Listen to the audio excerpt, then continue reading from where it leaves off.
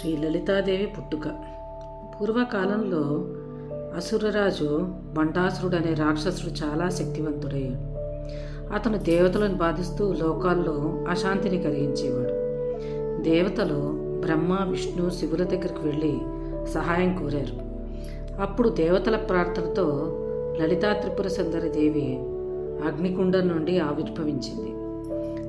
ఆమె అద్భుతమైన సౌందర్యంతో అపారమైన శక్తితో వెలుగొందింది.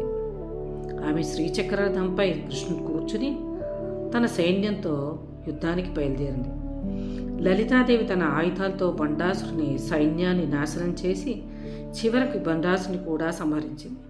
అప్పుడు దేవతల సంతోషంతో లలితాదేవిని స్తుతించారు. అప్పటి నుండి లలితాదేవిని శక్తి, జ్ఞానం, కరుణ యొక్క స్వరూపంగా భక్తులు ఆరాధిస్తూ ఉన్నారు.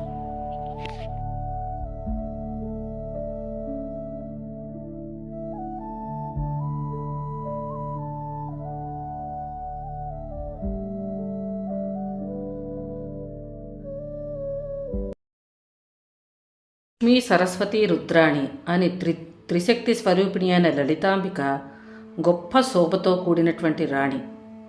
సకల ప్రపంచ సామ్రాజ్య లక్ష్మీ గల సింహాసనానికి అధీశ్వరి. అగ్ని వంటిది, చిత్కుండలం నుండి పుట్టినటువంటిది. దేవతల కార్యాలను సాధించటానికే ఆవిర్భవించినటువంటిది. ఉదయించు సూర్యుని వలె ఎర్రని కాంతి కలిగినటువంటిది. 4 బాహువులు కలది. అనురాగమనడి ఆకారముగా గల పాశము కలది. క్రోధాజ్ఞానములనడి రెండింటినీ ధరించినటువంటిది. మనసే రూపముగా గల చెరుకుగడ విల్లుగా కలది. శబ్ద, స్పర్శ, రూప, రసగంధములే బాణాలుగా కలిగినటువంటిది. తన ఎర్రని కాంతితో మునుగుచున్న బ్రహ్మాండముల సముదాయము కలిది. సంపంగి మున్నగు పువ్వులచే పరిమళింపచేయు జుట్టు కలది. పద్మరాగమణులచే ప్రకాశించు కిరీటమును ధరించినటువంటిది అయినటువంటి ఆ అంబకు ఇవేనా నమస్సుమాంజలులు.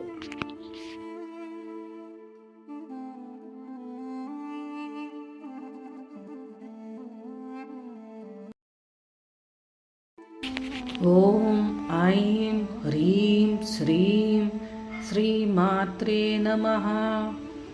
ఓం ఐం హ్రీం శ్రీం శ్రీమాత్రే నమః.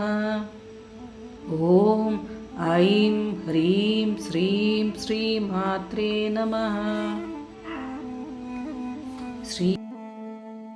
శ్రీమాతా శ్రీమహారాజ్ఞి శ్రీమత్సింహాసనేశ్వరీ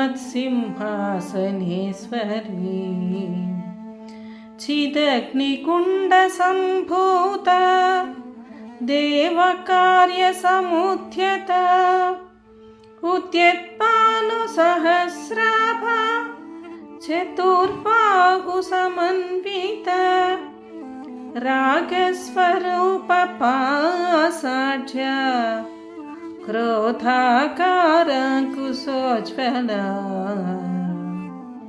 మనోరూపేక్షుకోదండ పంచతన్మాత్ర సాయక